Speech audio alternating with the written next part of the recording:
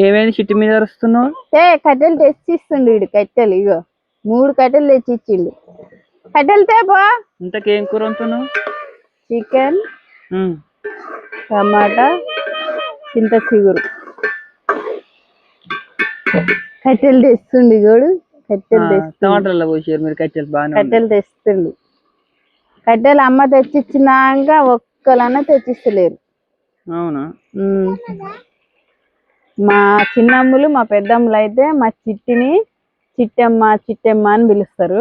వాళ్ళు అట్లా పిలుస్తుంటైతే నాకైతే మస్తు కడుపు నిండినట్టు అవుతుంది అనమాట. చిట్టమ్మ చిట్టమ్మ అని పిలుస్తారు. ఎందుకో ఏమో తెలియదు కానీ చిట్టమ్మ చిట్టమ్మ అంటారు వాళ్ళకు.